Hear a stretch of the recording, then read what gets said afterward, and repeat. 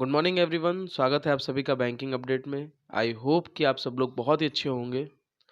So friends, IBPS clerk 2020 नवंबर बचा है, अब क्या?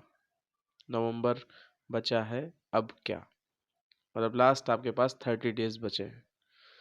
इस वीडियो में आगे मैं आपसे कोई भी स्ट्रेटजी के बारे में बात नहीं करने वाला हूँ, ना ही मैं आपको बताऊँगा कि आप ऐसे नहीं ऐसे करो तो आपका एग्ज़ाम क्लियर होगा। कुछ पॉइंट्स हैं, पॉइंट्स भी नहीं कह सकते हैं, कुछ बातें हैं जो मैं आपके साथ आगे इस वीडियो में डिस्कस करूंगा, जो शायद ही आपकी प्रिपरेशन में हेल्प करे। लेकिन ये इम्पॉर्टेंट वीडियो है उन कैंडिडेट के लिए जो बिगनर हैं, उन कैंडिडेट के लिए जिन्होंने अभी हाल ही में RRB PO, RRB clerk, IBPS PO का एग्ज़ाम दिया और पहले उनका कॉन्फिडेंस लेवल एग्जामिनेशन मतलब प्री को लेकर एक अलग था कि हाँ क्लियर हो जाएगा, लेकिन अब नहीं है। उनके लिए इम्पोर्टेंट है। साथ ही साथ उन कैंडिडेट के लिए भी इम्पोर्टेंट है जिन्होंने भी हाल ही में एसबीआई क्लर्क मेंस देकर आए हैं और उनको उम्मीदें नहीं है कि हमारा होगा या नहीं होगा। तो इसीलिए ये वीडियो जो है डेडिकेट करता है बिगनर्स को, प्लस जो हमारे रेगुलर व्यूअर्स हैं उनके लिए भी। तो वीडियो के लास्ट तक बिल्कुल बने रहिएगा साथ में। बहुत ही इम्पोर्टेंट चीज़ आपके साथ में डिस्कस करने वाला हूँ आईबीपीएस क्लर्क के रिगार्डिंग। और अगर आप चैनल पर नए हैं तो चैनल को सब्सक्राइब जरूर कर लीजिएगा।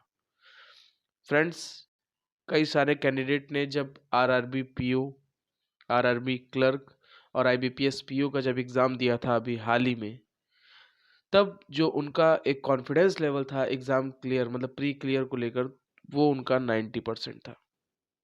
लेकिन जैसे ही आईबीपीएस ने अपना एक एडिशनल जो एग्ज़ाम यानी री एग्ज़ामिनेशन के बारे में सोचा, तो वही उनका कॉन्फिडेंस लेवल जो है मोरल डाउन हो गया उनका, मतलब डिमोटिवेट हो गए, वो कॉन्फिडेंस लेवल नीचे आ गया। अब पहले चांसेस 90% थे, लेकिन अब जो है उनके चांसेस 50% आ गए। 50%, 50%, मतलब क्लियर हो भी सकता है और क्लियर नहीं भी हो सकता है, क्योंकि अब कट ऑफ का भरोसा ही नहीं होगा। कहाँ पर जा सकती है, ज़्यादा भी जा सकती है, कम, मतलब कुछ भी नहीं कह सकते हैं। तो जो कैंडिडेट पहले बहुत ही अच्छे कॉन्फिडेंट लेवल पर थे कि हाँ 90% में बिल्कुल मेरा एग्ज़ाम क्रैक हो जाएगा, चाहे वो आरआरबी पीओ को लेकर हो, क्लर्क को लेकर हो या आईबीपीएस पीओ को लेकर हो, तो अब उनका जो मोरल है वो डाउन हो चुका है, कहीं ना कहीं फ्रस्ट्रेट भी है। उसके बाद आया था एसबीआई क्लर्क का मेंस। उसमें भी लोगों की कई सारी उम्मीदें थी, लेकिन अब बहुत से लोग जो है एसबीआई क्लर्क मेंस में हिसाब किताब उनका अच्छा नहीं बन पाया, भाई नहीं उनका एग्ज़ाम अच्छा हो पाया। तो अब क्या? अब क्या? तो अब ये कि अगर आईबीपीएस एसओ को छोड़ दिया जाए तो साल का बैंक का आखिरी एग्ज़ाम है आपका आईबीपीएस क्लर्क 2020। और अब जो आपके पास कंडीशन है ना, वो डू और डाई की है, करो या मरो। और डेफिनेट ही आपको करना ही होगा, क्योंकि साल का लास्ट एग्ज़ाम है। आईबीपीएस एसओ को अगर मैं छोड़ दूं तो साल का बैंक का लास्ट एग्ज़ाम है आपका आईबीपीएस क्लर्क। और बहुत ही बड़ी अच्छी अपॉर्चुनिटी है और उन सभी कैंडिडेट के लिए है जो, चाहे वो बिगिनर्स हो, चाहे वो मतलब जो पहले से तैयारी कर रहे हैं, चाहे कोई भी हो। मैं यहाँ पर सबकी सबकी बात कर रहा हूँ मैं, क्योंकि आरआरबी पीओ, आरआरबी क्लर्क देने के बाद लोगों का अब बिल्कुल पूरा थोड़ा सा जो पॉइंट ऑफ व्यू है गड़बड़ हो चुका है कि क्रैक होगा एग्ज़ाम, प्री क्लियर नहीं हो के क्रैक होगा नहीं होगा, क्लियर कर पाएंगे, क्योंकि अब वो डाउट में चले गए। तो ये आईबीपीएस क्लर्क का जो मौका है ये आपके हाथ से नहीं छूटना चाहिए। तो अब क्या? तो अब ये कि नवंबर है आपके पास, और इस नवंबर में आपको किसी भी प्रकार के, देखिए आप इससे पहले एग्ज़ाम तो आप दे ही दिए हो। मैं यहाँ पर सब सारे एस्पायरेंट्स की बात कर रहा हूँ, चाहे वो बिगनर हो, चाहे वो एक मीडियम लेवल में चल रहा हो और चाहे वो अपर लेवल पर भी हो, ठीक है, मतलब अच्छी उसकी प्रिपरेशन हो। तो यार अगर आपके पास नवंबर है, अब इस नवंबर में आपको कोई भी लापरवाही तो पहले तो नहीं करनी है, ठीक। कई सारे कैंडिडेट ऐसे होते हैं कि नवंबर मतलब जिस जो हमारा लास्ट का, देखिए आपने प्रिपरेशन करी है, बहुत अच्छी बात है, लेकिन जो लास्ट के ये 30 डेज होते हैं ना, ये बहुत ही इंपॉर्टेंट होते हैं किसी भी पर्टिकुलर एग्जाम को लेकर। मैं आपसे कहना चाह रहा हूँ, किसी भी पर्टिकुलर एग्जाम को लेकर ये लास्ट के 30 डेज आपके लिए बहुत इंपॉर्टेंट होते हैं, क्योंकि यही टाइम जो है आपका बिल्कुल एप्लीकेबल होगा एग्जाम के लिए। आप जो जो यहाँ पर इस टाइम पे पढ़ोगे, जैसे ही आप अपने कॉन्सेप्ट में कुछ भी आप जो भी करोगे, चाहे वो आप मॉक दो, कुछ भी करो, वो आपका जो बेनिफिट है वो आपको एग्जाम में देखने को डेफिनेट मिलेगा।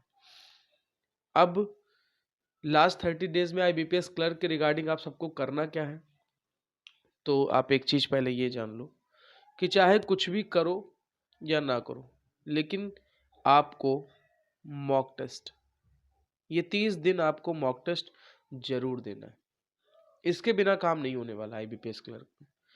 अगर आप मॉक दे रहे हो, अगर आपकी एक हैबिट है, ठीक है, मॉक दे रहे हो, अच्छे से मॉक दे रहे हो, प्रॉपर तरीके से, मतलब कि आप सपोज कर लो कि घर में ही बैठ के अगर आपने वो माहौल बना दिया कि हाँ मैं एग्जाम हॉल में बैठ के माहौल मतलब एग्जाम मॉक दे रहा हूँ, तो आप जब एग्जाम हॉल में जिस दिन बैठोगे तो आपको यही लगेगा कि आप अपने घर में बैठ के मॉक दे रहे हो। ओके।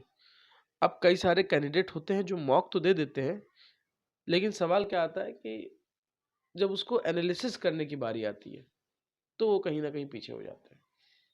एनालिसिस नहीं करना उन्हें ठीक लगता है, वो कहते हैं अरे यार बहुत बोरिंग है, कल करेंगे, बाद में कर लेंगे, लेकिन फिलहाल ऐसा नहीं होता है और वो काम धीमे धीमे टल जाता है। तो मॉक तो लोगों को देना पसंद है, लेकिन उसको एनालिसिस करना नहीं अच्छा लगता है। तो आपको एक चीज़ मैं ये बता पर यहाँ पर क्लियर करना चाहता हूँ कि अगर आप मॉक दे रहे हो और एनालिसिस नहीं कर रहे हो, प्रॉपर एनालिसिस नहीं कर रहे हो, तो ये ध्यान रखना कि आपका एग्ज़ाम क्वालिफाई नहीं होगा, आपका एग्ज़ाम क्वालिफाई नहीं हो सकता।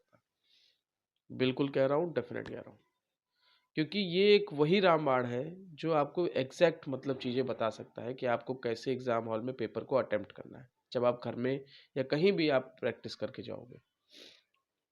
मॉक टेस्ट की बात करते हैं तो मॉक टेस्ट में आपने कई सारी चीज़ों सब्सक्रिप्शन ले रखा होगा, मतलब मॉक टेस्ट का सब्सक्रिप्शन ले रखा होगा। तो जो मॉक टेस्ट है उसमें एनालिसिस तो आपको करना है, लेकिन साथ ही साथ आपको करना क्या है, आप एनालिसिस भी कैसे करना है ये भी तो आप पहले जानो। आपको अपने लो फॉल्स पता करने होंगे, आपको अपने वीक एरियाज पता करने होंगे कि हाँ मैं इस सेक्शन में वीक हूँ, तो मुझे इसको इतना इतना टाइम दे के काम करना है। सपोज कर लीजिए आज आपने मॉक दिया और आपको ये लगा कि मेरी सर्कुलर इनसाइड आउटसाइड वाली पजल नहीं, सिटिंग अरेंजमेंट नहीं बन रही है, बॉक्स वेज पजल में मुझे प्रॉब्लम आ रही है। तो आप जब आपने मॉक दिया तो उसके जस्ट 2 दिन तक आपको इस चीज़ पे काम करना है। और जब आप तीसरा मॉक देंगे, मतलब यार कोई भी अगर मॉक देंगे, तो जब आपके सामने अगर सर्कुलर से रिलेटेड, अगर इनसाइड आउटसाइड से रिलेटेड अगर कोई भी सिटिंग अरेंजमेंट आ गई, तो डेफिनेट आपसे उतने टाइम में बन जानी चाहिए और गलत नहीं होनी चाहिए। क्योंकि IBPS क्लर्क जो है आपका 3 ही चीज़ों पर डिपेंड है, हमेशा बोलता आ रहा हूँ, स्पीड, एक्यूरेसी, टाइम मैनेजमेंट। आपको आना चाहिए कौन सा क्वेश्चन करना है, आपको ये भी आना चाहिए कौन सा क्वेश्चन छोड़ना है। ओके। अब बिगनर्स तो यही सोच रहे होंगे कि सर हम क्या करें, क्योंकि हम तो अभी स्टार्टअप हमने किया है, हमने अभी हाल ही में RRB क्लर्क दिया था जिसमें थोड़ा सा उम्मीदें थी, लेकिन अब नहीं है। IBPS PO हमने दिया सर है, सर अब हम क्या कर सकते हैं, क्या हम क्रैक कर सकते हैं? तो यार बिल्कुल डेफिनेट क्रैक कर सकते हैं। ऐसा कोई नहीं है जो एग्जाम नहीं क्रैक कर। 30 दिन बहुत होते हैं, अगर आप देखो तो 30 दिन बहुत, 30 दिन नहीं देखना है आपको, ये देखना है कि एक दिन में 24 घंटे हैं।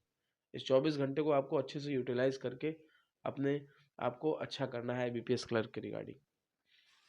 आपके अगर जो बिगिनर्स है या किसी में एक पार्टिकुलर सबकी बात कर रहा हूँ, बहुत से लोगों की प्रॉब्लम अर्थमेटिक है, सर अर्थमेटिक अर्थमेटिक नहीं बनती है। तो अर्थमेटिक नहीं बनती है, देखो जो आपकी पहले मेन मेन चीज़ें आप पहले उनको अच्छे से करो। जो भी आप चाहे आप अकाउंट सेक्शन में, जैसे सिंप्लीफिकेशन का बहुत बड़ा रोल है, नंबर सीरीज का है, डाटा इंटरप्रिटेशन का है, और अर्थमेटिक का रोल है आपके 10 से 15 क्वेश्चन, 10 नंबर के क्वेश्चन तो आपके मिनिमम आते ही आते हैं, 10 नंबर तो आपको अर्थमेटिक देखने को मिलेगी। और अगर मैं बात करूँ तो शायद 10 से 12 चैप्टर ही हैं अर्थमेटिक सेक्शन में। तो आप ये चीज़ पहले एनालिसिस करो प्रॉपर कि हाँ कौन से क्वेश्चन पूछे जाते हैं। जैसे आपका परमुटेशन एंड कॉम्बिनेशन का आता है, टाइम एंड वर्क का आ जाता है, टाइम स्पीड एंड डिस्टेंस का आ जाता है, और बोट एंड स्ट्रीम के क्वेश्चन आपको देखने को मिलते हैं, एजेस के मिलते हैं, पार्टनरशिप के मिलते हैं, प्रॉफिट एंड लॉस के मिलते हैं। तो इन सब बेस पर जब आपके अर्थमेटिक सेक्शन आता है तो आपको 10 क्वेश्चन में अगर आप 5 से 6 क्वेश्चन भी अगर आप बना दोगे ना तो भी बहुत है, आप 13 ईयर अराउंड तक पहुंच जाओगे। क्योंकि simplification, number series, data interpretation और क्वाड्रेटिक इक्वेशन आपको नहीं छोड़नी है, वो आपके लिए बहुत इंपॉर्टेंट है। उसमें तो आपको विद 100% स्पीड और एक्यूरेसी के साथ काम करना है। मैं अर्थमेटिक की यहाँ पर बात कर रहा हूँ, क्योंकि बहुत से लोगों को प्रॉब्लम होती है अर्थमेटिक सेक्शन को लेकर। अब 10 से 12 चैप्टर हैं, तो आप 10 से 12 चैप्टर मत प्रिपेयर करो इस 1 मंथ में, आप 5 to 6 चैप्टर प्रिपेयर करो। अगर आप एक चैप्टर को 30 दिन है, अगर आप एक चैप्टर को 3 से 4 दिन, 2 से 3 दिन भी अगर आप दोगे ना, तो आप आराम से अर्थमेटिक सेक्शन तैयार कर लोगे।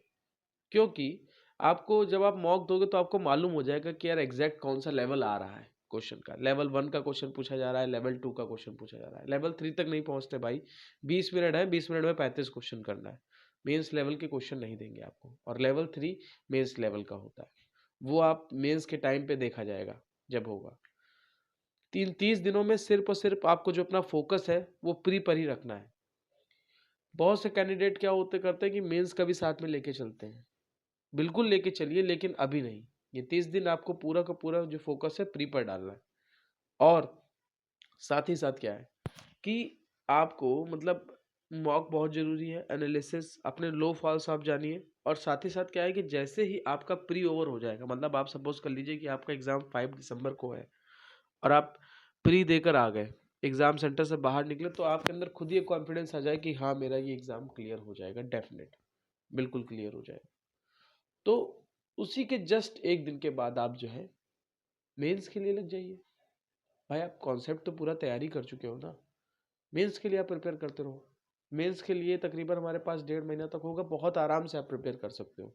फिर आप जो है अपना टाइम भी इंक्रीज कर लो, लेकिन अभी फोकस आपका प्री पर ही आना चाहिए। ओके, तो फिर उम्मीद करते हैं आपको ये वीडियो अच्छा लगा होगा। नेक्स्ट वीडियो जो हम लेके आएंगे वो रीजनिंग सेक्शन के ऊपर होगा। IBPS क्लर्क में रीजनिंग में 35 आउट ऑफ 35 कैसे अटेम्प्ट करें, कैसे हमको 35 आउट ऑफ 35 मार्क्स लाने हैं। ओके फ्रेंड्स, तो नेक्स्ट वीडियो में हम लोग इस वीडियो पे 35 आउट ऑफ 35 पे चर्चा करेंगे। साथ ही साथ किसी प्रकार की भी अगर आपकी क्वेरी है तो आप हमें कमेंट सेक्शन में ज़रूर बताइएगा, या बैंकिंग अपडेट YT ये हमारा टेलीग्राम चैनल है, आप हमको वहाँ पर मैसेज कर सकते हैं, फ्री स्टडी मटेरियल भी प्राप्त कर सकते हैं। तो मिलते हैं नेक्स्ट वीडियो में। ध्यान रखिए अपना, अच्छे से प्रिपेयर करते रहिए IBPS क्लर्क के रिगार्डिंग। मिलते हैं नेक्स्ट वीडियो में। Thank you, have a nice day.